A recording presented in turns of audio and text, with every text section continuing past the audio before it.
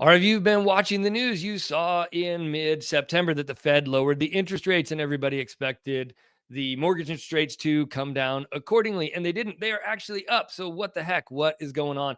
Why are interest rates up, not down? What's going on with the job numbers? We just saw some pretty abysmal job numbers come in. What's going on in the markets, both the real estate market and the financial markets, that are contributing to these rates not coming down? And with the news telling you that the Fed is going to drop again and interest rates are going to be lower by the end of the year, is that a reasonable assumption, or is there another option on the table? We're here to tell you that I think it's as likely that we see higher rates as we see lower rates, and we're going to have to watch and see what happens in the economy to find out. And we're going to break that down for you today. Welcome back to the Informed Homebuyer Podcast. As always, I'm your host, Rich Curtis, with my co-host, Dave Miller. How you doing, Dave? I'm doing well, Rich. Thanks for having me. So I did get lit up after the day the Fed did their announcement. I think we did an episode, and the market had baked in the idea that they were going to reduce rates. So interest rates had already come down. So we talked in that episode about rates being down, and then we also talked in that episode about the fact that that information is pretty much good until we stop the record button and see what happened in the news. But I did get lit up by the keyboard warriors in the comments saying, "Do your homework. Rates are up." Because the very next day rates were up. So we wanted to address the fact that they're up and why they're up and what's been going on. So Dave, before we dive into that, just give people a primer again, in case this is their first time with us, why the federal funds rate is not the mortgage interest rate, what the relationship kind of is there. And then let's jump into what has happened to actually make rates increase, even though the Fed's reduced that federal funds rate. Yeah, Rich, you bring up a really good point here. And really, the Fed's fund rate is the intraday rate, the rates that banks borrow from one another, the overnight window.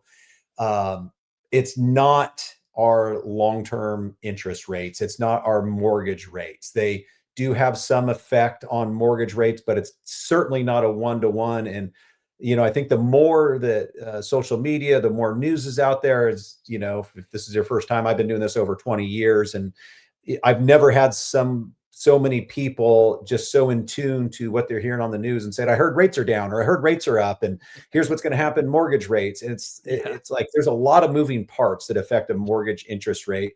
And when the Federal Reserve comes out and they're talking about lowering rates, that is not a one-to-one on our interest rates. Sometimes there's not even a direct correlation there. Sometimes the Federal Reserve will lower rates and mortgage rates stay the same, or they go up.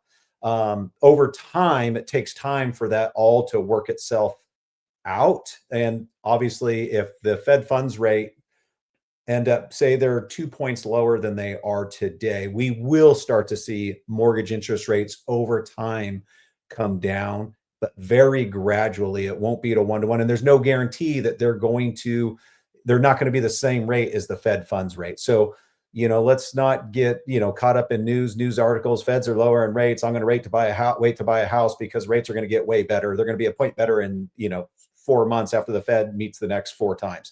Not the case. So, yeah.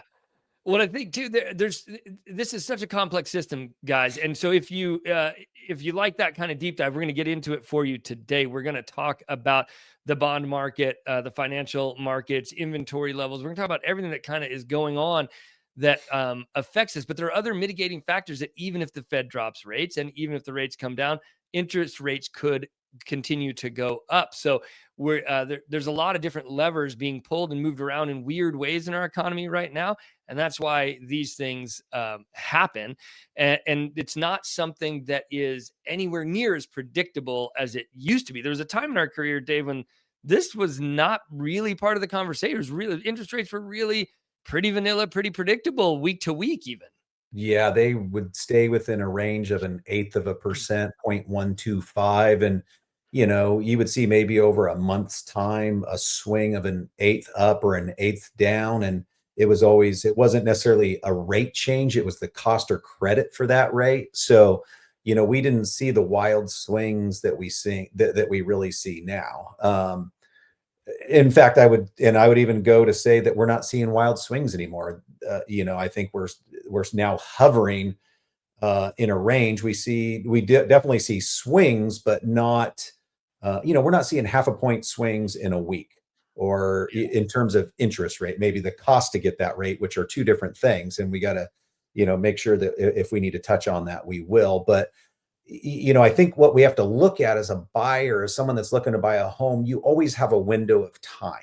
That window of time isn't when you start looking for a home. You have a general idea of what interest rates are when you start looking, because you want to know at your price point what rates are the day you start looking, a general idea, gross that up by 0.25% in interest rate. And then when you find a home, rates are going to be what they are. And you're versed that they may be a quarter higher or a quarter lower than what you started looking at. That seems like a very reasonable approach for a buyer.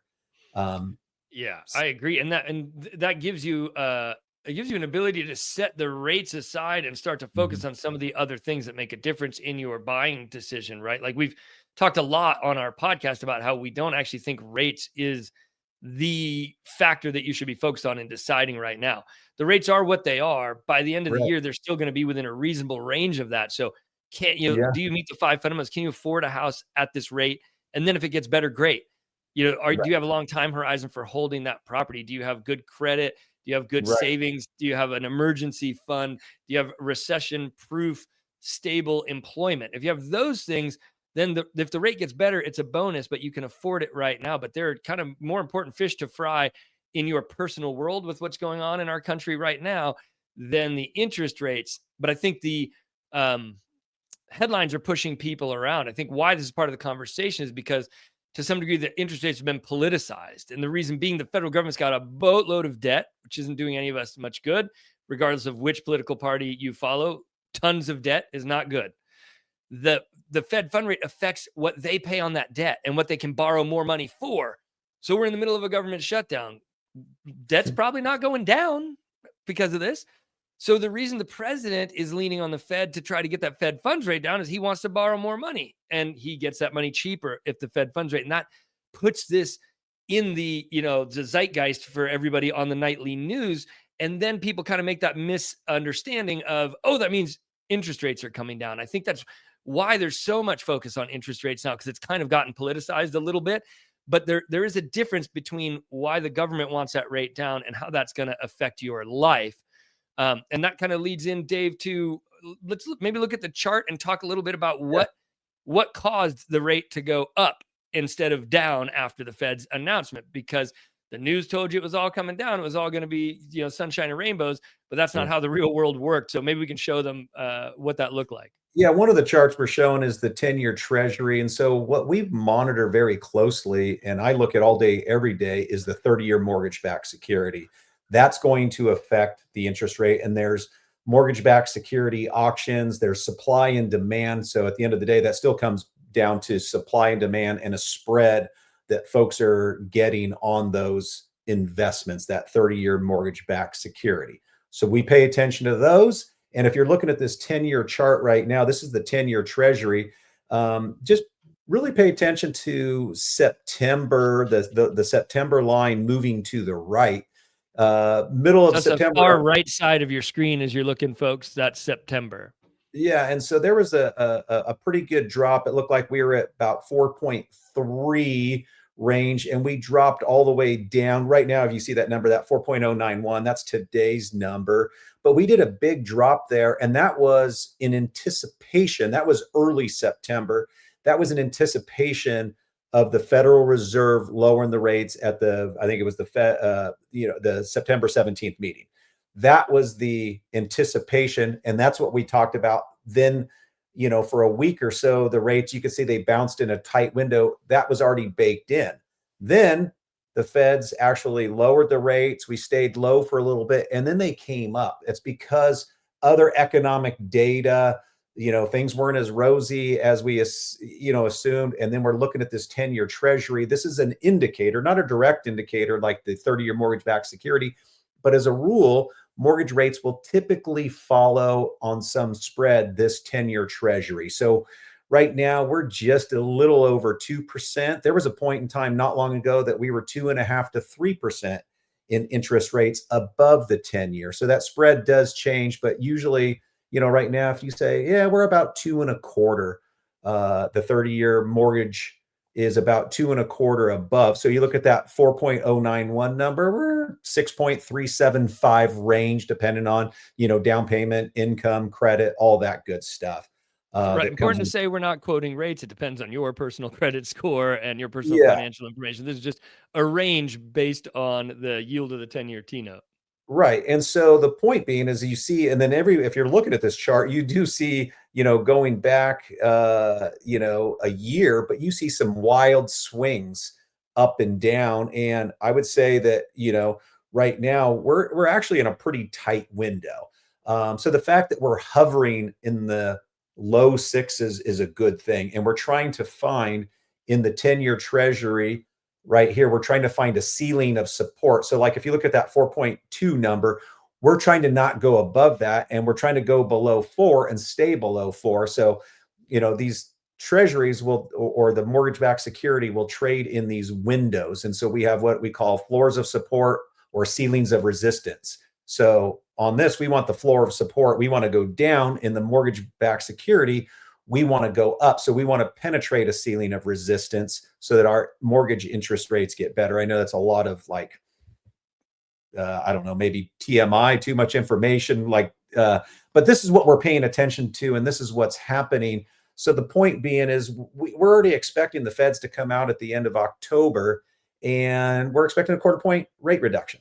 That's probably, but I don't know that that's necessarily baked in yet. Like the previous one, I would expect to start seeing that a little bit, but that doesn't even mean we will see an improvement in interest rates. We may just stay flat. There's no way to know exactly what's going to happen. So again, work within your window. Rates are still good historically. Low 6% is a great rate. Not your, I guess we used to say not your parents' rate, but not, people from not the COVID rate that we were seeing. So Yeah. And I think, and we're going to talk about why that number moves. We'll talk a little bit about the bond market yields, specifically, and some other things in a few minutes that could push this number around, and why we might not even see this next 1/4 point baked in as aggressively as we did, or as it's baked in, we might not see as much movement as we'd like to see. But before we do that, we're talking about 3 to 4 metrics here, and I want to clarify what those are. What you're looking at here is the bond yield for the 10-year T note. This is your most direct correlation to what a mortgage rate is going to do. Dave was talking about there's a spread between this and mortgage interest rates. At the worst of it, when we were up in the eights, Dave, we were what, 2.5% spread from the T note to the mortgage interest rate? yeah, maybe even a little bit higher. So I Oh, mean, wow. yeah, it was above 2.5, definitely. So Wow. um, Which is yeah, the biggest I've seen it in the 21 years I've been doing this. right. Yeah. And now, right now, we're hovering more around that 2% range, which is more close to that historical average range. And that's why we're seeing rates being a little bit better. So you can take this 10-year T note and add anywhere from 2 to 2.5%. And that gives you a rough ballpark of where interest rates are going to be. Is that fair to say, Dave? That is perfectly fair to say. Yep. Then the other metric Dave was talking about is the mortgage-backed securities, right? And that's what is actually dictating sort of day-to-day fluctuations in the mortgage market and the mortgage interest rate. So, Dave, could you just give a 30-second primer on what a mortgage-backed security is for the people listening? Yeah, basically it's the 30-year mortgage-backed security. So they package these up. These are packages of mortgages that are securitized, and and are sold on the open market in packages. And these are done in a range based on what we call a coupon rate. So right now we're looking at, we're based off the 5.5 coupon. So go back when rates were 7, we were at the 6.5 or the 7% coupon. So there's a spread between what investors are willing to pay and what they're going to be sold for. And so, as the yield comes down, and it's a investment for these investors, they want to know that, an example of this, you don't want to buy a 30-year mortgage-backed security today at 6% if you really felt that it's going to be 5% in 3 months or 6 months, because that consumer will refinance out of that rate, and now you've lost part of your investment, right? So Right. you're kind of hedging, you're expecting that these investments are going to stay for a reasonable amount of time to recoup your spread or the cost to get that investment. I know Yeah, that so seems a little, more volatility in the 10-year T-note is going to create more volatility in the mortgage-backed securities market, which is yeah, going to push the rates around. yes, correct. And so that's why we're always looking for us to get below at least or above, floors of support or ceilings of resistance. And if we could stay above in the mortgage-backed security, if we could stay right now, we're using the 101 on the 5.5 coupon. If we can get above that, we're just above it today. If we could stay above it for a few days, now that acts as our new floor, and our next ceiling is going to be 101.5. And so that's where we start seeing in these windows that rates will bounce in a window, and then you're always hoping, we're always hoping for it to go higher and not lower. But as a buyer or a consumer, we're Higher on the usually mortgage-backed securities, which creates lower in the rate.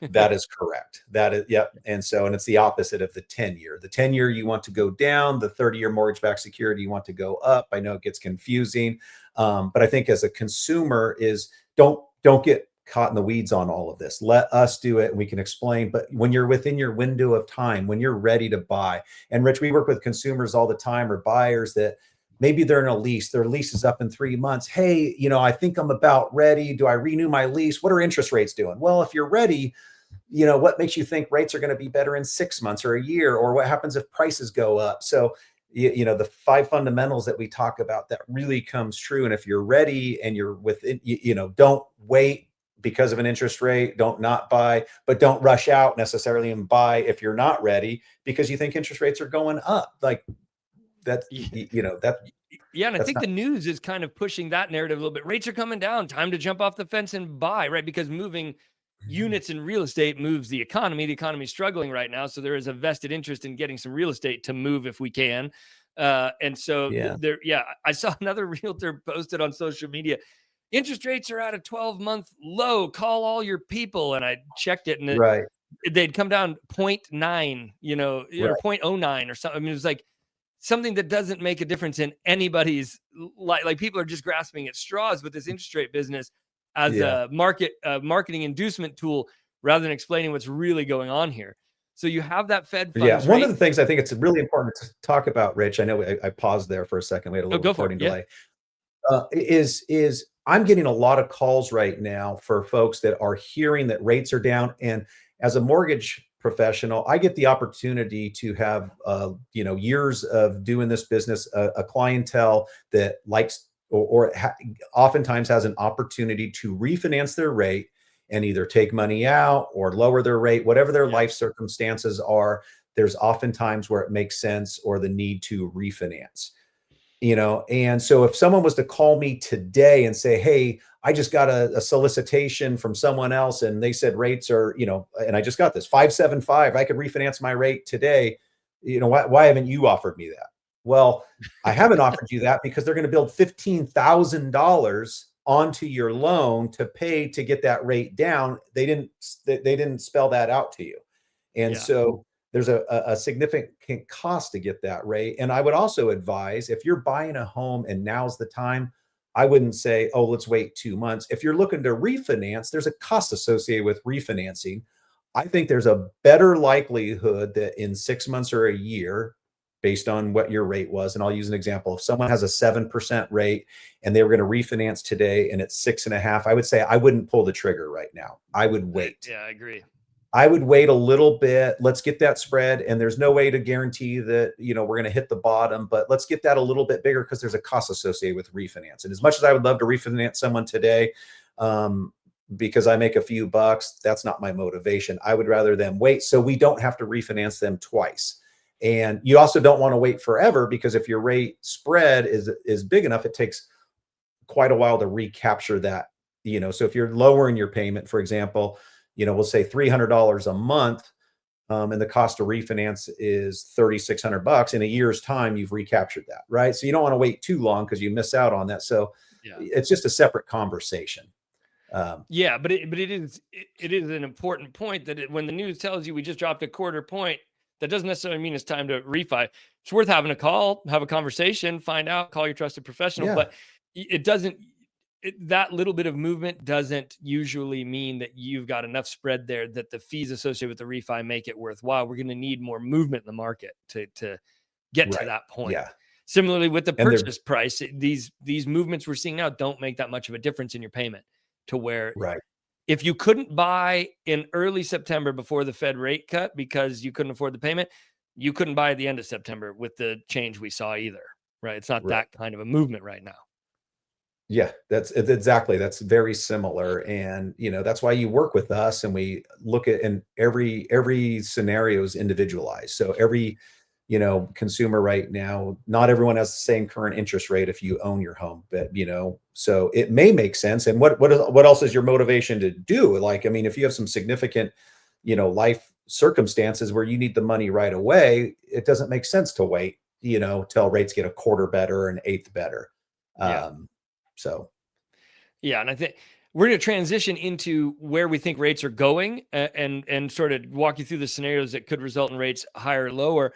But to sort of put a pin in that conversation, going back to this sort of 10-year T note. So we've talked about the Fed fund rates. That's what banks borrow money at, governments borrow money at. We've talked about the mortgage interest rate. That's what you all who are watching this as potential home buyers care about.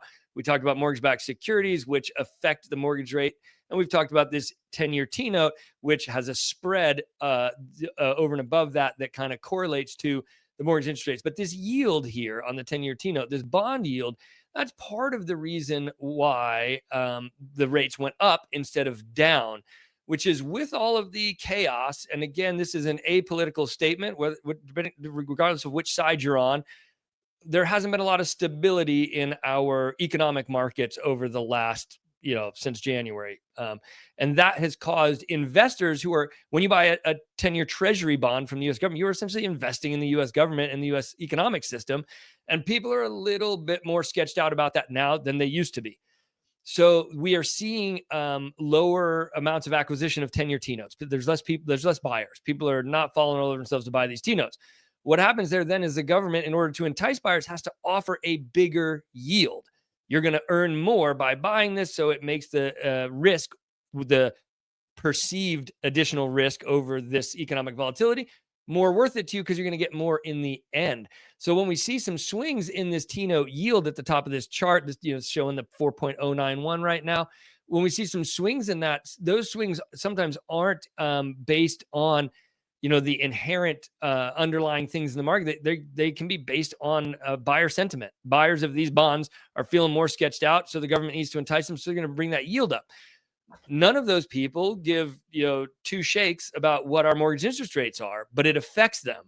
So if the government tomorrow has to make the yield on the T-note 5% to get the buyers they need, to get the infusion of capital they need, that's going to, there's a spread 2 points roughly right now. So now you're going to be 7% on your interest rates.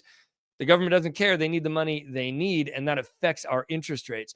So this is another component of why this thing is so complex. And when you say, wait a second, the Fed dropped a quarter point, but things went up. Well, that could just be that the government decided to shift the yield to attract more buyers because it needed an infusion of capital at that moment, or because it's seeing less action at its 10-year Treasury auctions. And there's a lot of discussion around that potentially that dynamic continuing over the course of the year if the economic chaos continues. And so if we see that could be a scenario in which mortgage interest rates would be higher at the end of the year. Is that fair to say? That is fair to say, Rich. And I think another analogy we can use on that is for someone that's been, you kind of look at long-term savings account or even short-term savings account and where they were last year, 2 years ago, where they're at today. And you notice every time the Federal Reserve lowers rates, the return you get, the interest rate you get on those savings accounts will come down. And so, fair to, some people can shop and find a high 3 or low 4% return on your money in a savings rate.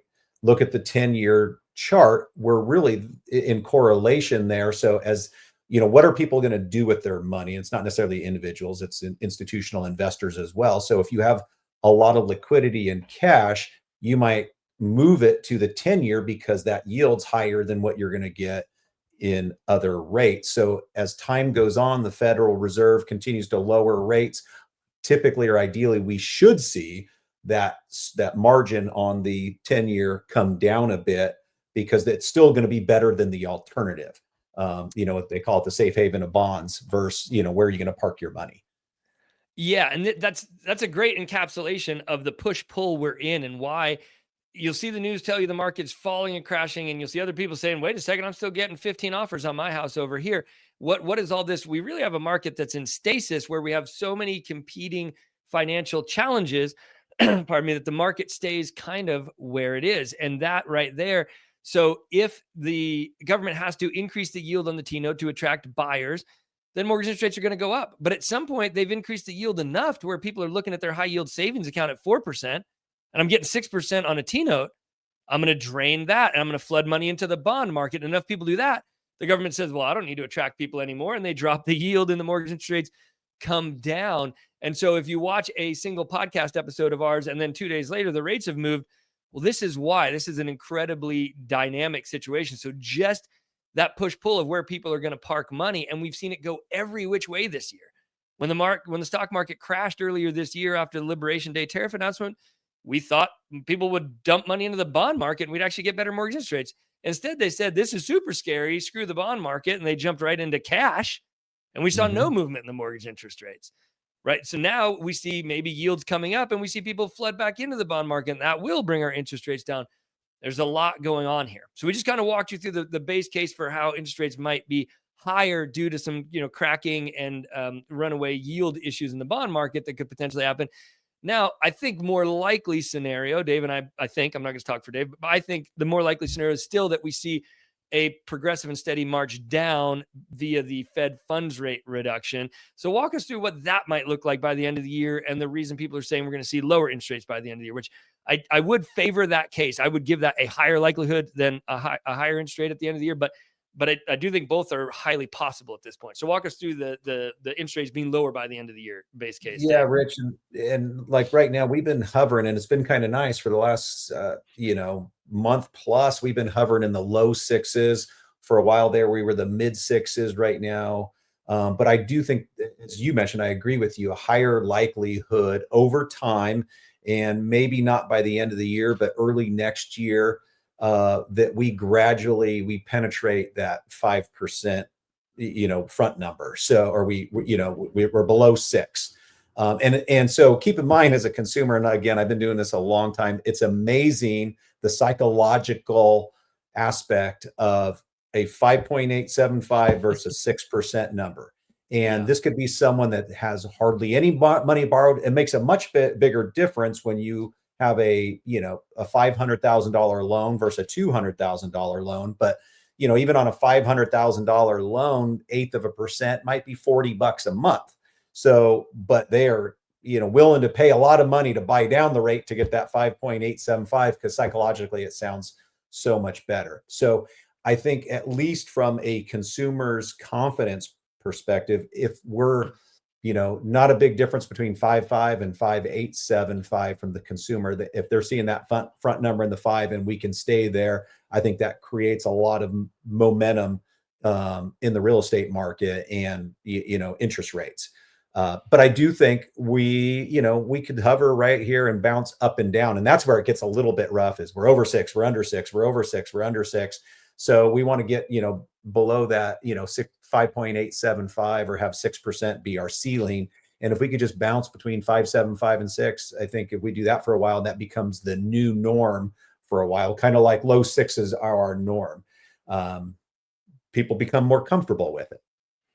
I think we're looking at right now, best predictions are, and we can add some data to why we think this is likely to happen, but 2 more quarter point reductions by the end of the year. Is that what we are seeing, what the pundits are predicting? Yep, that is correct. So part of that is because the Fed, in their announcement, sort of telegraphed that that's what they intend to do. But also the job numbers, guys, they came in real rough. They just revised. So they had planned in August to add 54,000 jobs in the country. The actual numbers came in and it was a net 3,000 loss. That's a 57,000 job delta for August. So that is real bad in the job market. September so far has come in at a negative 32,000 for jobs. And they were expecting plus 51,000. So now we've got an 83,000 delta to the negative on what they thought and what we actually got. So they were expecting decent growth and they got losses. And so this is not good for the job market, and that is likely to continue to put pressure on the Fed to do these rate reductions. As long as inflation stays consistent, there's still some in the offing of people who think we have yet to see the full effects of the tariffs show in the inflation data. So if inflation shot up again, now the Fed's in a real pickle because they have job loss and high inflation. And what the heck do they do then? So we could see them go back to a monetary policy of there's nothing to do here. We're just going to sit on our hands and not do anything until we see what the heck happens. That's a potential. But if inflation stays reasonably the same, even though it's not where they want it to be, and we keep seeing this kind of job loss, I think it's likely to see that total of a half basis point reduction by the end of the year. Which, what does that probably look like if the bond market doesn't do anything screwy like we talked about, Dave? At half a point, what would that maybe translate into an interest rate reduction for Maybe mortgage interest rates? an eighth or a quarter. So right now, seem to be still looking at that kind of 6% range or just below it. So we could maybe see a 5 in the front number by the end of the year if that all comes to fruition. Yeah, it's possible. But I agree with you in your assessment. The Federal Reserve's the dual mandate of inflation and employment. I get the sense, and we're really seeing that more, that if inflation is even ticking up a bit, those employment numbers are more motivating than the other way around, right? So if employment was relatively stable, or even just going, if things were the opposite and inflation was a little bit out of check, they're less likely to move. But I think with employment and the number of job losses and the need to stimulate the economy to get people back to work, I think they're more motivated to lower rates or move rates based on the employment numbers, more of a focus than the inflation numbers. Yeah. And then always remember, folks, when the economy is stimulated, it matters where that money goes. So if people are buying securities, then we're not going to see much movement in the bond market. But if the job numbers keep getting bad enough that the stock market gets spooked and we see even a low, like a 5% pullback in the stock market that freaks people out and bond yields are up and people flood money in, we could see better than what we're talking about. We could see a quicker reduction in rates. So it's not necessarily guaranteed where the money flows once the Fed stimulates money into the economy. Right. So we are always having to look at the data and kind of be on the back foot, be in the rears in assessing how this is going to affect rates and the real estate market moving forward. Yeah. And one last thing I'll note on that, Rich, and I know we've talked about it in previous podcasts, is the other tool that the Federal Reserve has used is what we call quantitative easing. And that's why, for those of you that, thinking back when interest rates really dropped, or the Fed's kind of arbitrarily or pulled a lever that lowered interest rates, was because they were dumping so much money into the bond market, the 30-year mortgage-backed security market. That money was being dumped in there, and so that artificially lowered mortgage interest rates at a much more rapid pace. We're not seeing any indication of that happening. So it's truly a market-based, like you talked about. Where's the money going to be parked? How much is going to go where is going to affect how the rates move. Yeah, that quantitative easing that's the in case of emergency break glass move. Like, if you have a fire break out in the pan in your kitchen, you try to throw a rag over it or put a pot over it before you spray a bunch of fire retardant all around and wreck your kitchen. But if it starts getting out of hand, you grab the fire extinguisher and you accept the losses in the kitchen. Quantitative easing, that's the fire extinguisher. That's the big guns. If we see that, we're in bigger trouble than we thought economically. And that, I think, goes into the last subject that we can kind of wrap this up with, is that all of this, we've gone deeper and more granular than is necessary for most of you, or than most of you probably want to go with this subject matter. But all of this is to say it makes people nervous and uncomfortable, and that's what's driving the market. It's the fear, uncertainty, and doubt of this. That's what's driving the issues in the bond market. The world has some fear and uncertainty and doubt about moving money into our economy. You sitting at home might have some fear, uncertainty, and doubt about your continued employment, right? We've seen, Redfin say 1 in 4 buyers have decided to pump the brakes on major purchases like cars and houses this year because they're not sure they're going to have a job by the end of the year. So all of this chaos, all of these competing interests, and all of these things not working quite like they should makes people uncomfortable. And if people sit on the fence because of that discomfort, all of this stuff, continues to get worse. So on the ground in your own market, you can get a real good temperature check just by our houses selling. Are people putting their houses on the market? When people put their house on the market, are they leaving it on the market, or are they testing it for a few weeks, not getting what they want and pulling it off? Am I hearing my friends canceling their real estate transactions? I can guarantee you those job numbers put the fear of God in some people, and we're going to see in retrospect, September, October transaction cancellation numbers be higher because people either did lose their job or are afraid of it and they decided to bail out of their real estate transactions. So the real point of trying to give you a framework for thinking about this stuff is so you are less susceptible to the emotional swings of that fear, uncertainty, and doubt. You can frame your thinking and make more clear-headed decisions here in the marketplace. That is harder than ever in today's market. I don't envy anybody trying to make those decisions. That's why we're on here every week trying to help you.